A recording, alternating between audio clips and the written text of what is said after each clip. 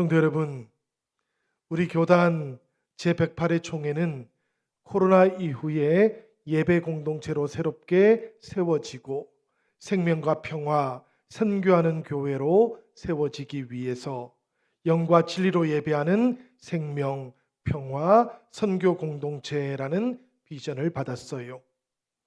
전국의 여신도들과 우리 교회의 여신도들도 이 비전을 마음에 품고 정성껏 예배하는 공동체, 생명과 평화를 지키며 선교하는 그 여신도회가 되기 위한 첫걸음을 힘차게 내딛고 있습니다. 여러분들께서도 함께 기도해 주시고 또 함께 참여해 주시기를 부탁드립니다.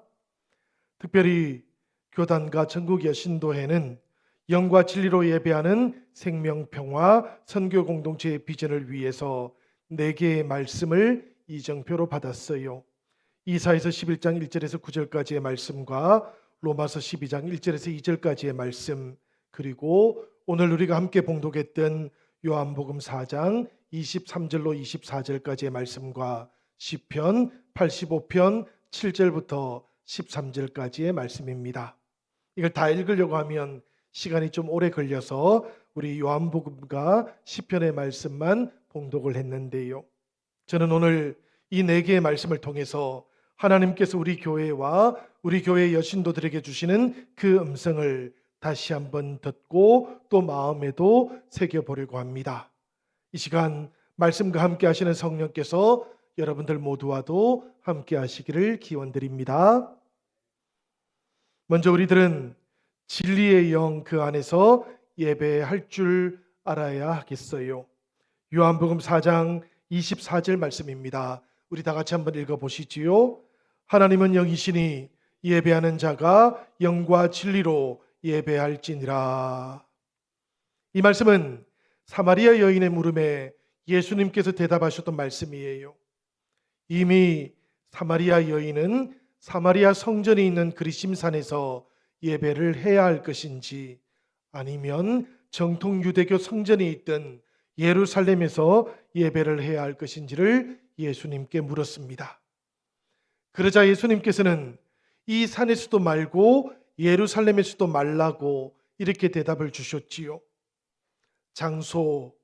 그 장소에서 자유할 것을 말씀하신 것인데요.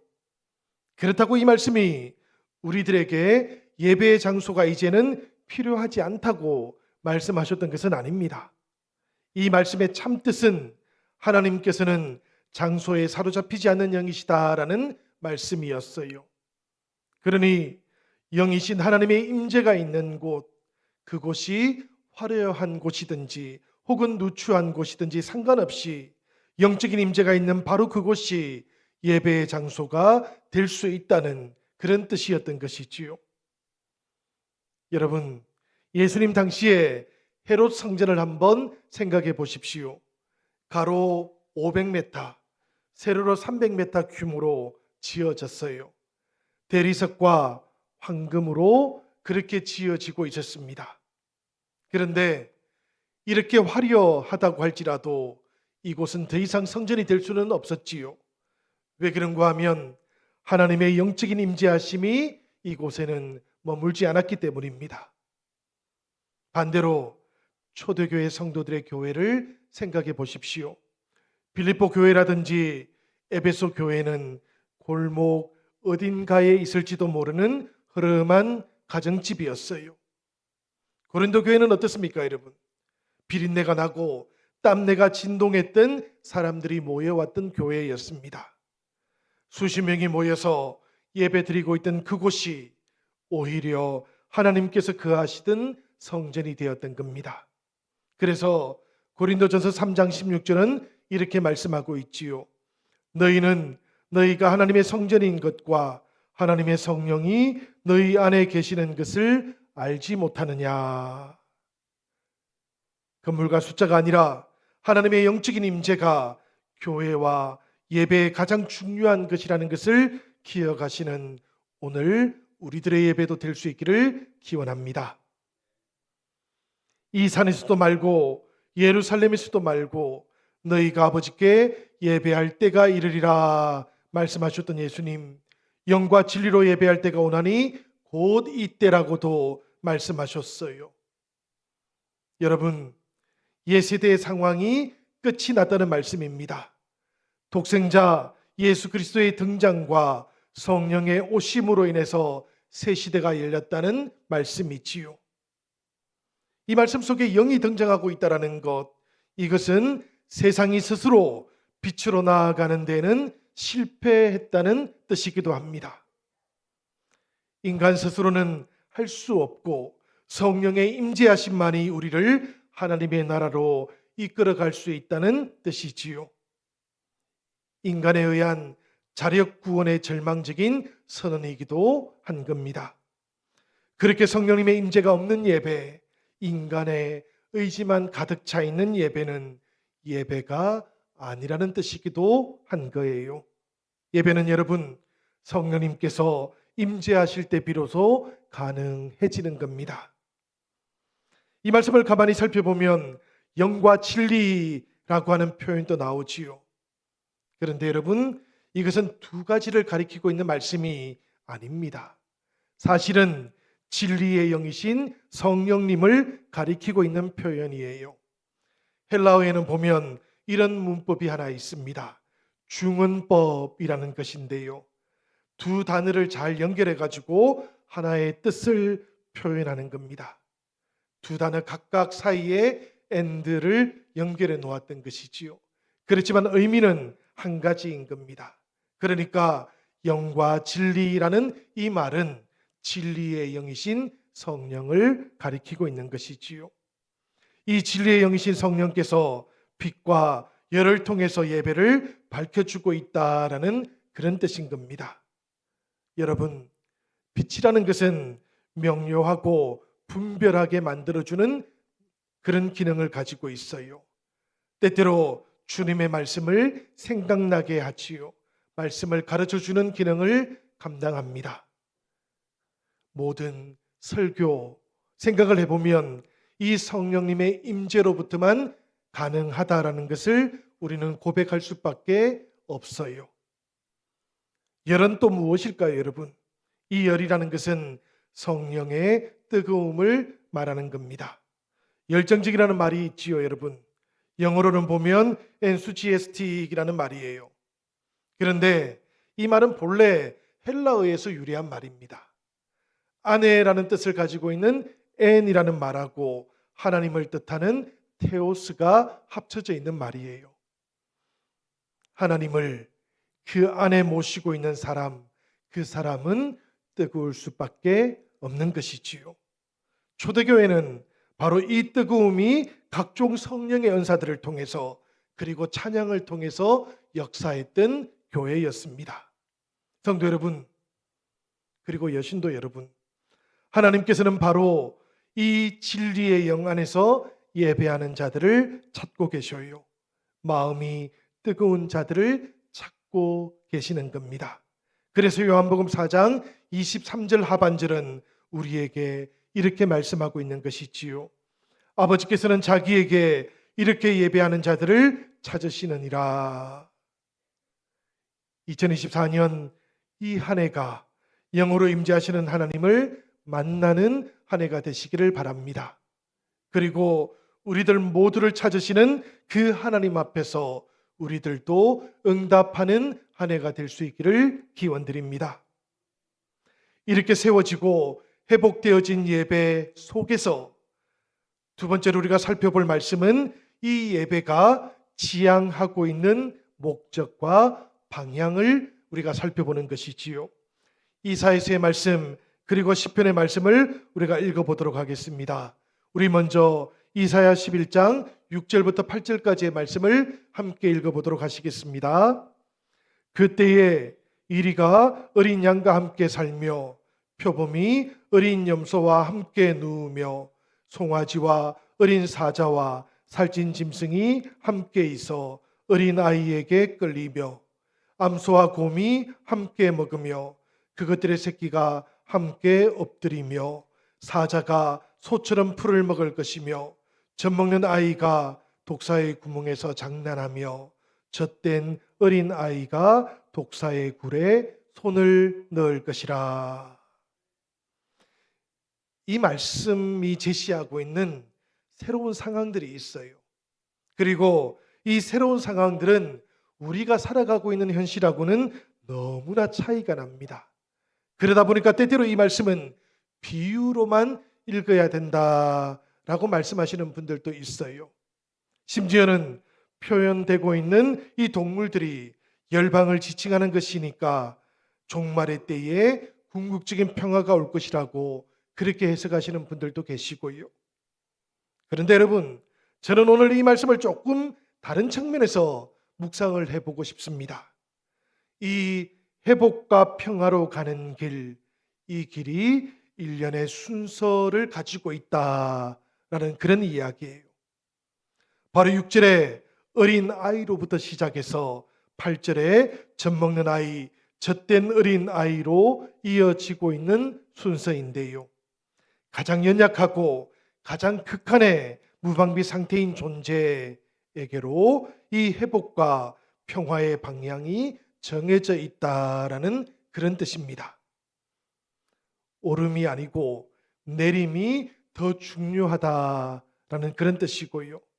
오름이 아니라 내림에 집중해야만 우리가 화해를 이루고 평화도 이룰 수 있다라는 그런 뜻이지요. 보다 높은 곳을 향해서 올라서는 곳에 평화가 있는 것이 아니고 기꺼이 내렸을 수 있는 곳, 이곳에 평화가 있고 회복이 있다는 그런 말씀이에요. 여러분, 생각들을 한번 해보셔요. 그렇게 해야만 약자들도 강자들과 함께 살아갈 수 있지 않겠습니까? 동물들 순서도 마찬가지입니다. 6절에서는 맹수들이 어린아이의 이끌림을 따라서 길들여지고 있지요. 이리와 표범은 어린 양과 어린 염소와 함께 살고 있습니다. 7절과 8절을 보니까 육식동물인 곰과 사자는 채식으로 식성이 바뀌고 있어요. 소와 함께 풀을 뜯고 함께 누워 쉬기도 합니다. 가장 연약한 존재였던 젖먹이가 가장 교활하고 위험한 존재였던 독사들과 함께 놀기도 합니다. 여러분, 바로 이 모습이 평화의 실제적인 목표라는 그런 뜻입니다. 우리들 모두가 다시 한번 예배를 회복하고 생명과 평화 그리고 선교의 공동체로 살아가기 위해서는 우리들 안에도 평화를 이루기 위한 이런 선택들이 필요한 것이지요. 올라가려고 하는 것보다는 더욱더 깊어지는 성도들이 되시기를 기원드립니다. 시편의 말씀도 우리가 함께 읽어보도록 하겠습니다. 시편 85편 8절의 말씀입니다. 우리 같이 읽어보겠습니다. 내가 하나님 여호와께서 하실 말씀을 들으리니 무릇 그의 백성 그의 성도들에게 화평을 말씀하실 것이라. 그들은 다시 어리석은 대로 돌아가지 말지로다. 여러분, 이 시편 85편은 고라 가문의 후예들이 지었다 그래요. 그런데 이 고라 가문은 사실은 이미 한번 어리석은 대로 돌아갔었던 가문입니다. 모세에게 반기를 들었다가 하나님의 심판을 받았던 것이지요. 그렇게 죽임을 당했던 가문이 이 고라 가문이었는데요. 그런데 심판을 받던 와중에 하나님께서 은혜를 베풀어 주셔서 죽음의 장소에서 그 일부가 살아남게 되었던 겁니다.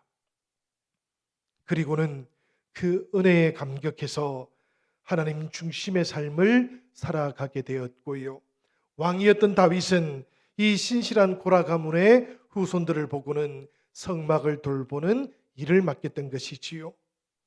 바로 그들이 지금 이스라엘 백성들을 보고는 어리석은 대로 돌아가지 말라고 그렇게 권면을 하고 있는 겁니다. 여러분, 하나님 말씀을 청종하고 그 말씀을 마음에 품고 살아가는 사람들은 어리석은 곳으로 나아가지를 않습니다. 그러나 그 마음에 하나님의 말씀이 없으면 사람들은 누구라도 어리석은 곳으로 나아갈 수밖에 없어요. 강자가 약자를 향해서 폭력을 행사하거나 약한 나라를 침공해서 전쟁을 일으키는 것이 당연한 것처럼 보이는 21세기입니다. 러시아와 우크라이나는 여전히 전쟁 중이고요. 이스라엘과 하마스도 전쟁 중이지요. 이란이 개입하고 있는 것 같습니다. 수니파와 시아파 사이의 갈등도 더 심해지고요. 최근에는 한반도에도 군사적인 긴장이 높아지고 있습니다. 여러분, 이 모든 일들이 사실은 어리석은 일들이지요. 우리들은 어리석은 대로 돌아서지 않기를 바랍니다. 지금은 돌이켜야 하는 시간이고요. 하나님께로 돌아와야만 하는 시간입니다. 지금이 바로 그때라는 것을 기억하시고 기도하며 평화를 이루어 가시는 영신의 모든 성도들이 되시기를 기원합니다. 바로 그때 우리들은 의와 화평이 서로 입맞추는 것을 목격할 수 있을 것이고 정언할 수도 있게 될 겁니다. 마지막으로 로마서의 말씀도 읽어보도록 하시지요. 로마서 12장 2절 상반절에 나오는 말씀입니다. 우리 다 같이 읽겠습니다. 너희는 이 세대를 본받지 말고 오직 마음을 새롭게 함으로 변화를 받아. 바울이 활동하던 1세기 로마가 지중해 지역을 지배하던 때 그 당시의 세상의 가치관들은 어떠했을까요?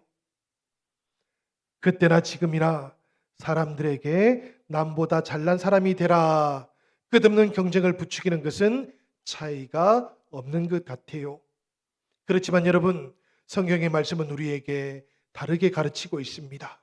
하나님께서는 모든 사람은 하나님의 형상을 닮은 귀중한 존재라고, 그래서 존중받아야 하는 것이라고 가르치고 계셔요. 건강한 교육은 타인과의 경쟁을 하는 것이 아니고 하나님으로부터 부여받았던 재능을 잘 찾아내는 것, 잘 발휘하도록 가르치는 것이라고 그렇게도 가르쳐 주고 있습니다. 그래서 우리가 읽었던 말씀처럼 이 세대를 본받지 말라고 권면하고 있는 것이지요. 하나님께서는 성도들에게 마음을 새롭게 하라 하십니다. 변화를 받아들이라고 말씀하고 있는 것이지요.